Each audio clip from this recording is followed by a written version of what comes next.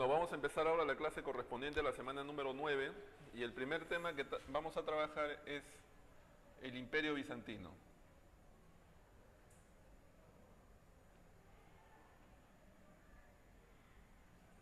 Ya.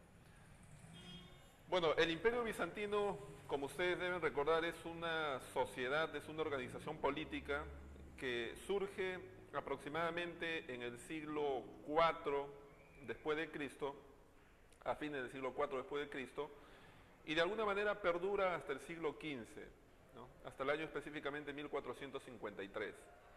¿No? En ese sentido, entonces, el Imperio Bizantino va desde el año 395 hasta el año 1453. Todo esto después de Cristo, ¿no?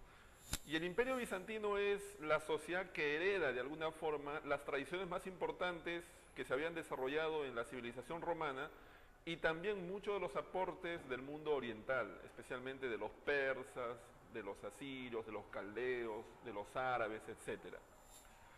Si nosotros queremos tener claridad sobre su ubicación geográfica, aquí está el continente africano, la península arábica, el Golfo Pérsico, la India, ¿no?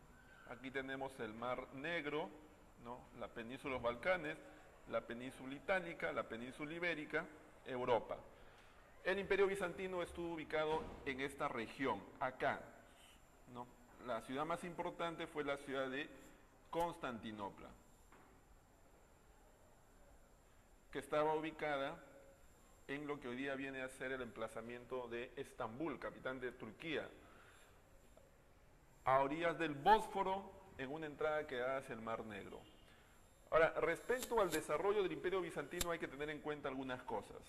Por ejemplo, el año 324 después de Cristo, el emperador Constantino, el emperador romano Constantino, va a impulsar fuertemente el desarrollo de Constantinopla, que en esa época en realidad se llamaba Bizancio. Constantino impulsa el desarrollo de Bizancio, sobre todo para hacer frente a las posibles invasiones de los bárbaros que podían llegar desde el oriente. Pueblos como los eslavos, los persas, ponían en peligro la seguridad fronteriza del Imperio Romano. Entonces, para eso Constantino se le ocurrió potenciar el desarrollo económico, cultural y político de Bizancio, que comenzó a llamarse Constantinopla. La otra fecha importante es el año 395, también después de Cristo, cuando el emperador, en este caso Teodosio, ¿no? Va a dividir el Imperio Romano, ¿no? Entre el Imperio Romano de Oriente, cuya capital va a ser Constantinopla y cuyo primer emperador va a ser Arcadio, y el Imperio Romano de Occidente, que se va a quedar en este caso en Roma como capital. ¿Ya? Esas son algunas de las cosas que ustedes deben recordar. Ahora, en el plano religioso,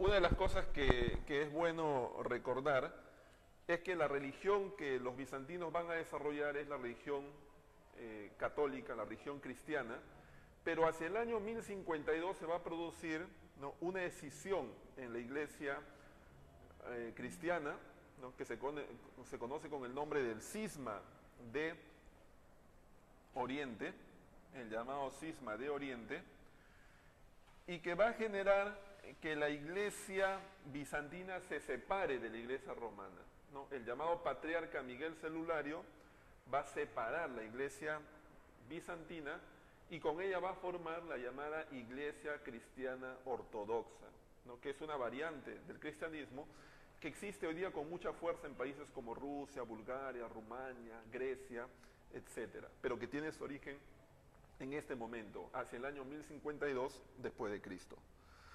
En el plano político habría que señalar que los bizantinos tuvieron una organización política muy similar a la del Imperio Romano, aunque con algunas variantes respecto a las denominaciones. Es el caso, por ejemplo, los emperadores bizantinos se hacían llamar basileus, ¿no?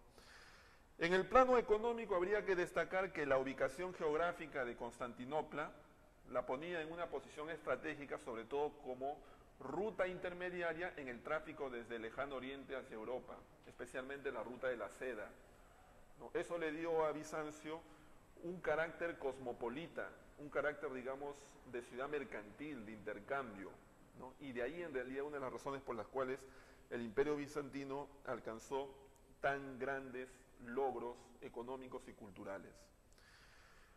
También habría que señalar que en su época de máxima expansión, el Imperio Bizantino logró ocupar el norte del África, ¿no?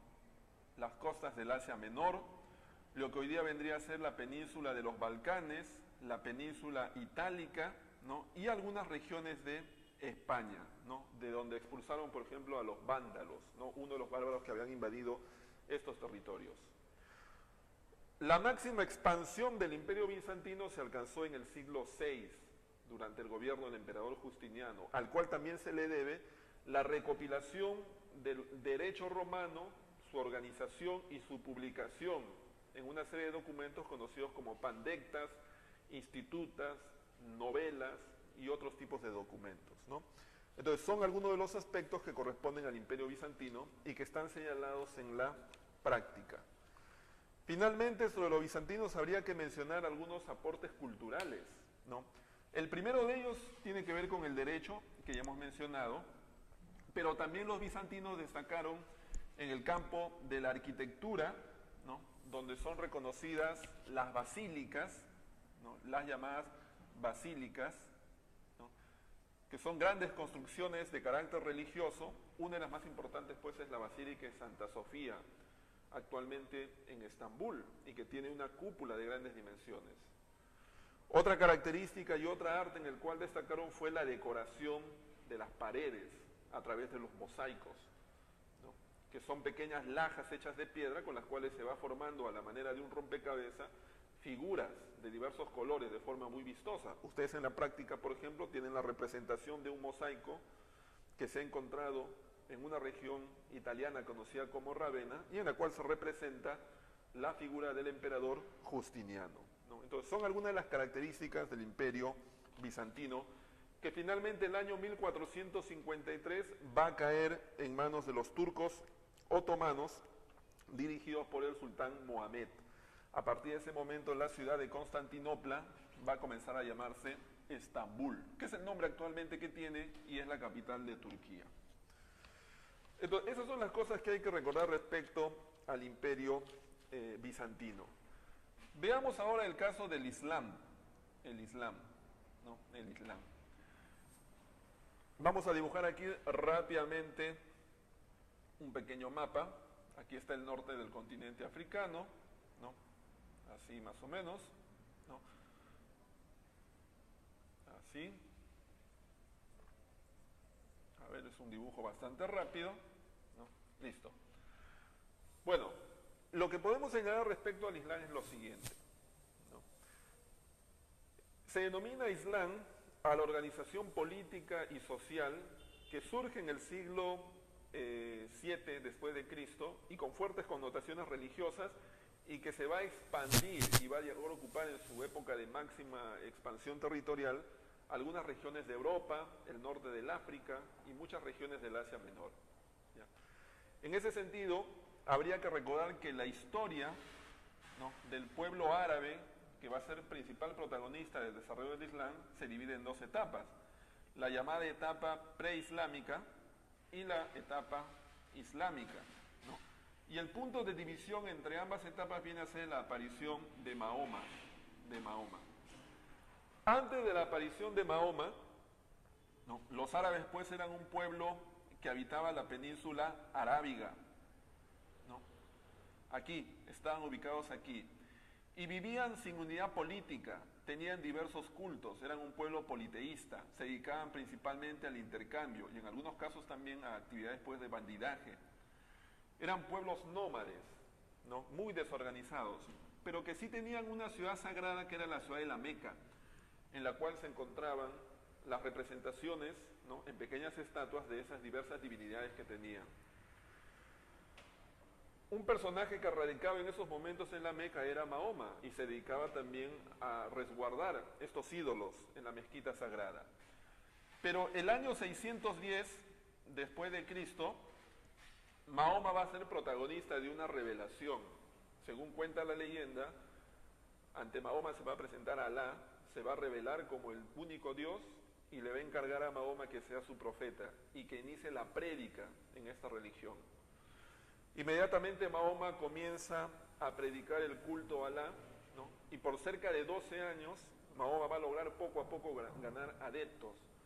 Finalmente, el año 622, Mahoma ha dejado de ser simplemente un predicador y se ha convertido en un hombre muy importante en la Meca, un hombre con mucha influencia religiosa y política. Razones por las cuales se va a convertir en un personaje peligroso, ¿no?, para la élite que hasta ese momento había tenido el control religioso en la Meca. Razón por la cual en el año 622 Mahoma va a tener que huir de la Meca y se va a refugiar en una ciudad vecina conocida como Yatreb o Medina, ¿no?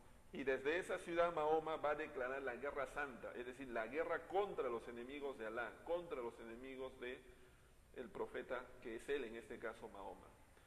Esa guerra santa va a durar 8 años y hacia el año 630 Mahoma va a lograr derrotar, ¿no?, a las fuerzas que representaban el poder de los sacerdotes de la Meca. Ese año 630 Mahoma vuelve a la Meca e instaura el llamado califato, que es el gobierno dirigido por él. Inmediatamente va a dictar una serie de medidas, pero cuando estamos hablando ya de estos temas estamos en la etapa islámica, ¿no? Va a decretar, por ejemplo, el Ramadán, que es el ayuno en este caso que deben guardar todos los fieles y creyentes en Alá. Va a decretar el Salat, que es la oración diaria que tienen que hacer en dirección a la Meca, la peregrinación, que es la obligación que tienen por lo menos una vez en la vida de acudir a la Meca, ¿no?, el zakat, que es la limosna que se paga a la iglesia, y otras medidas que se toman, ¿no? En ese sentido, entonces, las grandes reformas de Mahoma dan inicio a la etapa islámica. Ahora, esa etapa islámica que se desarrolla luego de la época de Mahoma, a su vez se divide en 3 momentos, cada uno de los cuales se denomina califatos. Tenemos el califato ortodoxo, ¿no?, en el cual la capital va a ser la ciudad de Medina, y a partir de ese momento se inicia la expansión del pueblo árabe. Tenemos luego el califato omeya, ¿no?, donde la capital va a ser la ciudad de Damasco, periodo en el cual los árabes van a llegar hasta acá, hasta la península ibérica, y en la batalla de Guadalete, ¿no?, el árabe Tarik va a derrotar al último rey visigodo, don Rodrigo, el año 713. Y luego tenemos el califato abasida, ¿no?, periodo en el cual la capital va a ser la ciudad de Bagdad, ¿no?, en lo que hoy día viene a ser Irak, y es el periodo en el cual el Islam alcanza su máxima expansión territorial, ¿no? Los árabes llegan a ocupar acá el norte del África, especialmente Egipto, esta zona de la costa mediterránea y atlántica de la península ibérica, ¿no?, algunas zonas muy cerca a lo que es Turquía y todo el Asia Menor, ¿no?, la península arábica, Persia, Irak, Palestina, todas estas regiones. Es la época de máxima expansión.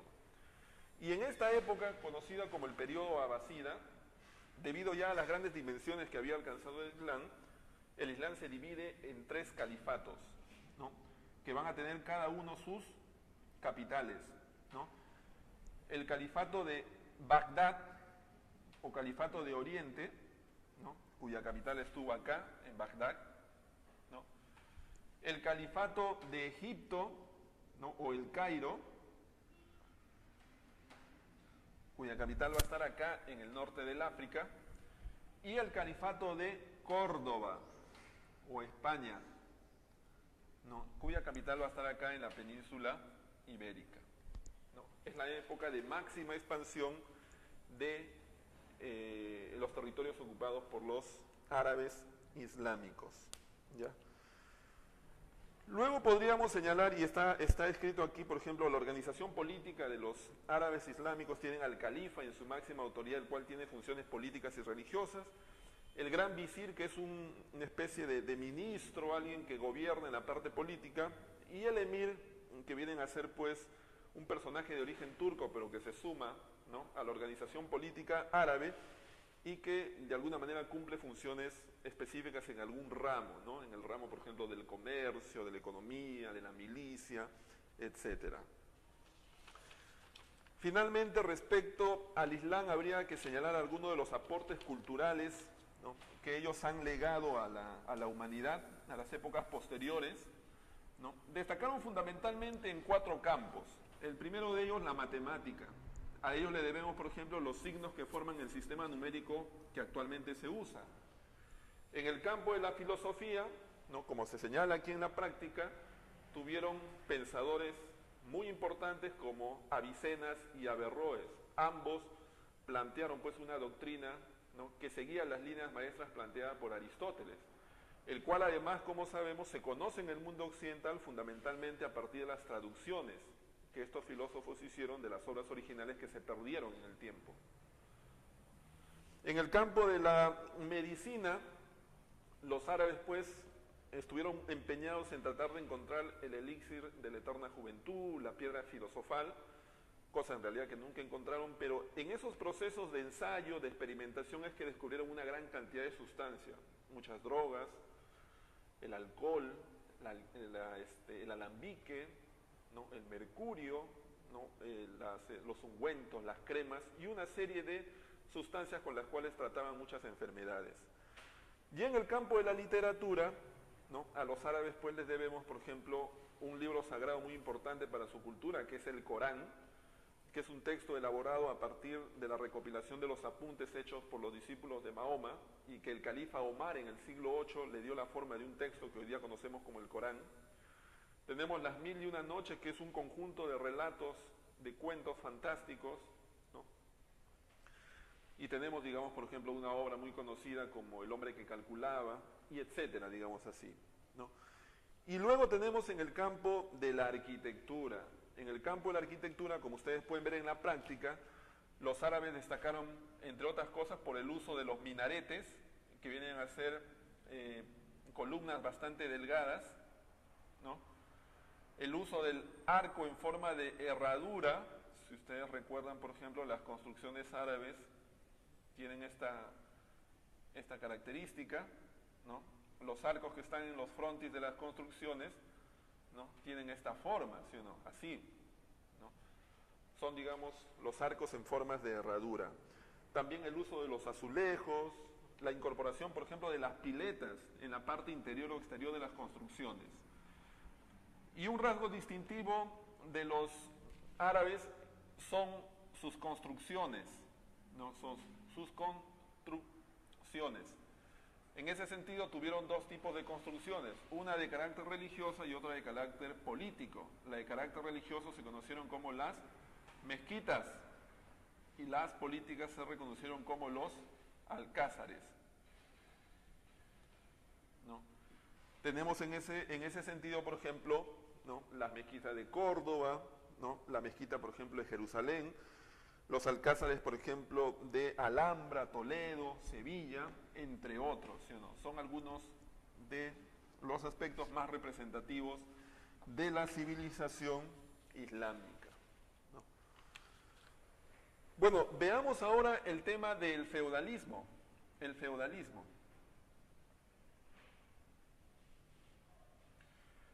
En primer lugar, ¿qué cosa es el feudalismo? El feudalismo pues, es el sistema político, social y económico que tuvo vigencia en Europa entre el siglo IX y el siglo XIII. El feudalismo fundamentalmente se caracterizó por el feudo, que era pues el área territorial en el cual el señor feudal tenía soberanía y en la cual se encontraban los vasallos y los siervos, y por otro lado se caracterizó por la fragmentación del poder político, ¿no? La sociedad feudal es una sociedad fundamentalmente fragmentada, donde no hay en realidad unidad política. Los reyes solamente son nominales. Los que tienen el poder fáctico concreto vienen a ser los señores feudales, los condes, los duques, los marqueses.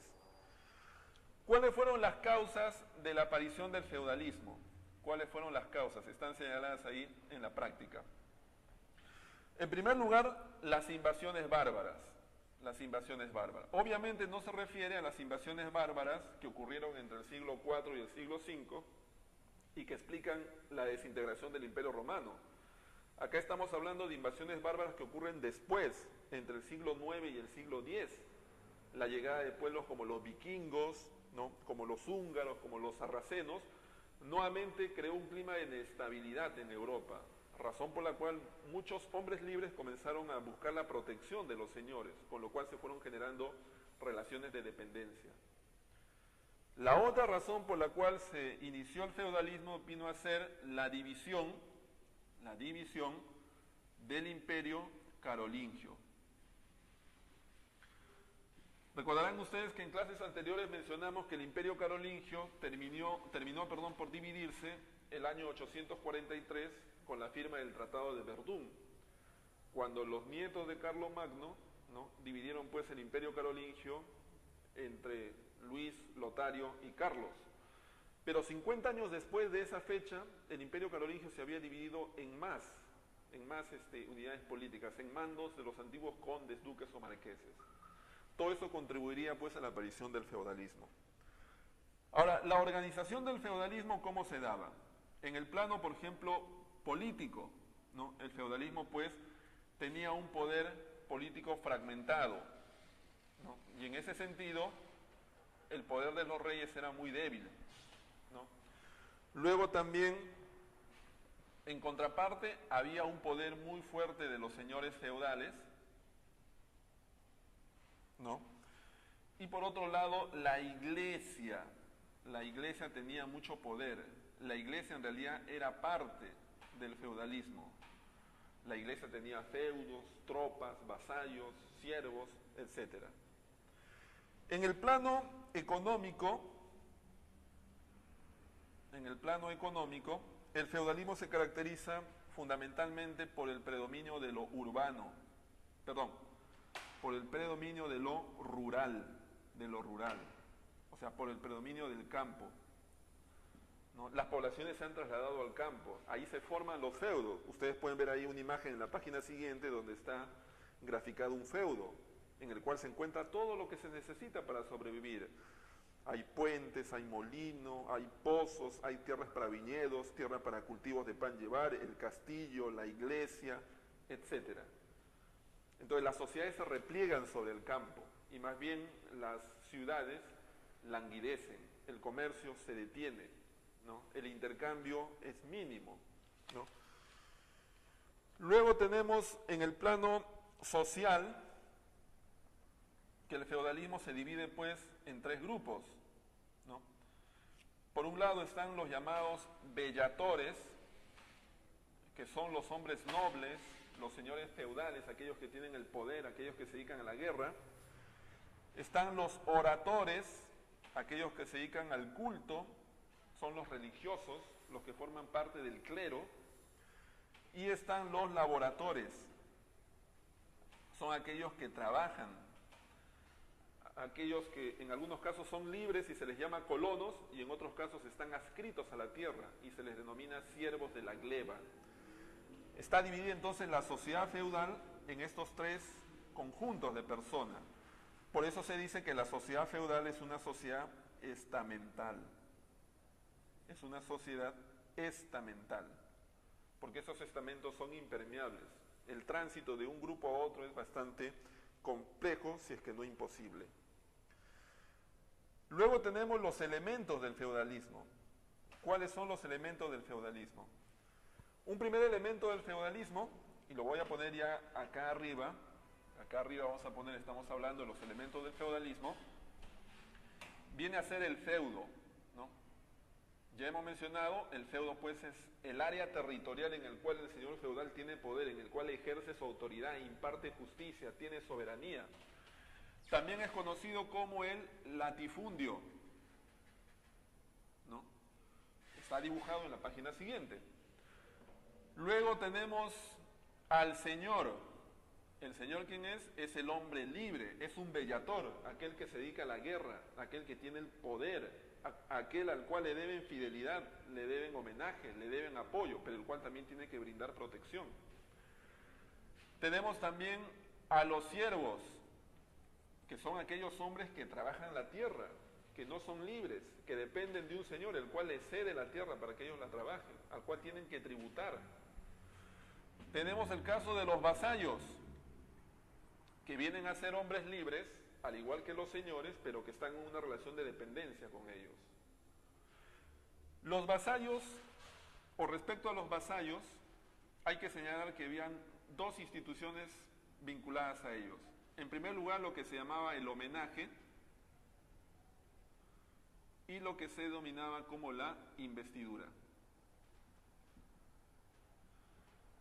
El homenaje era la ceremonia mediante la cual un vasallo reconocía a su señor, ¿no? Consistía pues en un acto simbólico en el cual un vasallo, por ejemplo un hidalgo, un caballero, ¿no?, frente a un conde se agachaba, estiraba las manos y el señor depositaba sobre las manos un pedazo de tierra que simbolizaba la entrega de una parte de su feudo para que lo pudiera hacer trabajar. La investidura, en cambio, era la ceremonia en la cual un noble, un caballero, era entronizado como tal. Consistía también en un acto simbólico en el cual un caballero, ¿no?, lucía por primera vez sus armaduras, se arrodillaba frente a un señor y el cual simbólicamente sacaba su espada y le daba 2 golpes sobre la espalda, conocido como el espaldarazo. A partir de ese momento ya era considerado como caballero, ¿no? Era un acto simbólico. Entonces, ambas cosas están vinculadas a las prácticas entre los vasallos y los señores, ¿ya? En cambio, la servidumbre es una relación entre el siervo con su señor, ¿no?, que puede ser pues un conde, un marqués, un duque, etcétera. ¿Ya? Entonces no hay que olvidar esas cosas, tampoco hay que confundirlas, ¿no? Algunas otras prácticas del mundo feudal son, por ejemplo, la cacería, especialmente la cacería del halcón, conocida como la cetrería, la caza del jabalí. Ambas actividades permitían mantener, ¿no?, siempre en actividad a los señores feudales, preparados para la guerra, ¿no? Son parte, en realidad, de la cultura y las prácticas del mundo feudal, ¿ya? Bueno, veamos ahora el tema de las cruzadas. El tema de las cruzadas, ¿no? ¿Qué son las cruzadas? Las cruzadas vienen a ser las campañas, vamos a poner aquí, punto número 1, concepto. Las cruzadas, ¿qué cosas son? Las cruzadas vienen a ser las campañas político y religiosas, obviamente si son políticas son militares, que Occidente, en este caso Europa, llevó a cabo contra Oriente, en este caso contra los turcos. ¿Cuál fue el pretexto?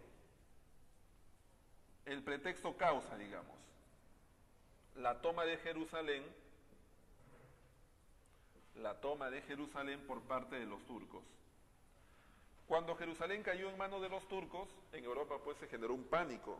¿Cómo era posible que los lugares santos en los cuales Jesús había padecido el Calvario y finalmente había sido crucificado estuvieran a manos ahora de los impíos turcos? Esa fue una causa, pretexto, según algunos. Ahora, las causas reales, ¿cuáles fueron? Del inicio de las cruzadas, que como ustedes saben se desarrollan entre el siglo XI y el siglo XIII. ¿Cuáles fueron las causas reales?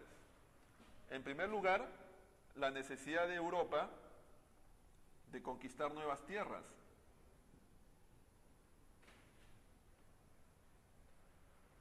Pero además también de controlar el comercio.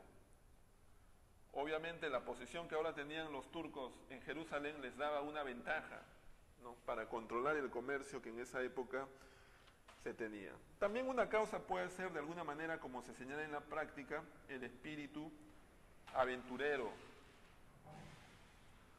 Por otro lado, también la fe, ¿no? La fe religiosa también fue un impulso de las llamadas cruzadas. ¿Cuántas fueron las cruzadas? Las cruzadas fueron 8 cruzadas. No vamos a hablar de esas cruzadas en detalle. Las 4 primeras son de alguna manera, ¿no?, las más importantes, ¿no? Para que ustedes recuerden fundamentalmente, ¿no?, el resultado de la primera cruzada, conocida como la cruzada señorial y popular fue que los europeos tomaron Constantinopla, ¿no? Perdón, se toma Jerusalén. Jerusalén, ¿no? Eso ocurre durante la primera cruzada. La segunda cruzada, más bien los cristianos son expulsados de Jerusalén. El turco Saladino expulsa a los cristianos, ¿no? Saladino expulsa a los cristianos de Jerusalén. La tercera cruzada fue un fracaso, ¿no? Pero en ella participó Ricardo I de Inglaterra, conocido como Ricardo Corazón de León.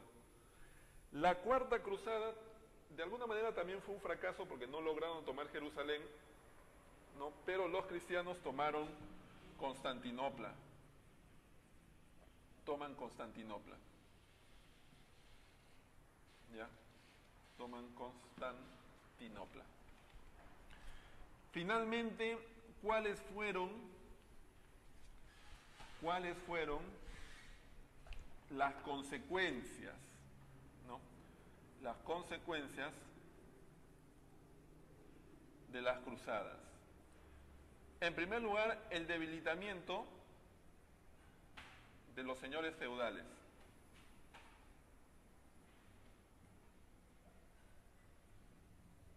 El debilitamiento de los señores feudales. Las cruzadas fueron empresas bélicas bastante onerosas, bastante costosas. Todo eso generó pues un empobrecimiento de los señores feudales, ¿no? En contraparte, se reforzó el poder de los reyes, ¿no? Los reyes comenzaron a ganar poder, ¿no? Los reyes. Otra consecuencia de las cruzadas fue el apogeo, o en todo caso el auge del comercio, especialmente en el área del Mediterráneo, ¿no? Debido a estas expediciones militares, conocidas como las cruzadas, se dinamizó el tráfico comercial por el mar Mediterráneo. Mucho de esto, por ejemplo, se beneficiaron las ciudades italianas como Venecia, Génova, Pisa, etc. Igualmente también hubo un auge de las ciudades, ¿no? Y en las ciudades comenzó a desarrollarse un grupo social que ya no estaba vinculado a las actividades del campo feudal, conocido como la burguesía, ¿no? Esa fue una consecuencia clave de las llamadas cruzadas, ¿ya? Entonces, hay que recordar estas cositas, ¿no? Otro de los temas que vamos a ver es el de la Baja Edad Media, de la Baja Edad Media. La Baja Edad Media, ¿no? La Baja Edad Media, pues, que transcurre entre el siglo XI y el siglo XIII, ¿no? ¿Qué ocurre en la Baja Edad Media? ¿No? Veamos aquí, entre otras cosas. ¿Qué ocurre en la Baja Edad Media?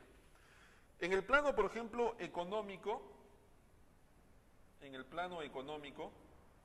¿no? Ocurre pues lo que ya hemos señalado, ¿no? Es decir, aparece la burguesía, hay un auge de las ciudades y se da pues el impulso al comercio. En el plano social, ¿qué ocurre? En el plano social, por ejemplo, vemos que aparecen los gremios, ¿no? Por otro lado, también las actividades urbanas cobran una fuerte influencia, ¿no? En el plano cultural, ¿no? Aparecen las primeras universidades, como por ejemplo la Universidad de Bolonia en Italia, la Universidad de Salamanca en España y la Universidad de Oxford. El emperador Teodosio, ¿no? Va a dividir el Imperio Romano, ¿no? Entre el Imperio Romano de Oriente, cuya capital va a ser Constantinopla y cuyo primer emperador va a ser Arcadio, y el Imperio Romano de Occidente, que se va a quedar en este caso en Roma como capital. ¿Ya? Esas son algunas de las cosas que ustedes deben recordar. Ahora, en el plano religioso,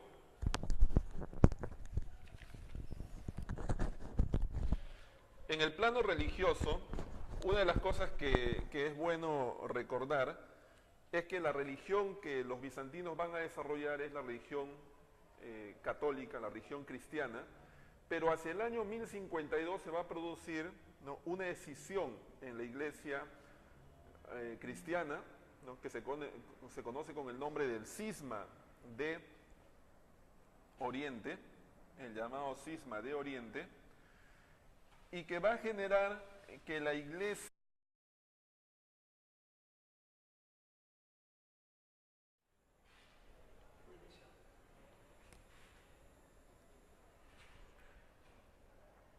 Bueno, vamos a empezar ahora la clase correspondiente a la semana número 9 y el primer tema que vamos a trabajar es el Imperio Bizantino.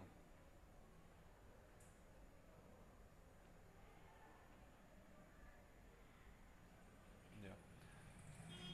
Bueno, el Imperio Bizantino, como ustedes deben recordar, es una sociedad, es una organización política que surge aproximadamente en el siglo IV después de Cristo, a fines del siglo IV después de Cristo, y de alguna manera perdura hasta el siglo XV, ¿no?, hasta el año específicamente 1453.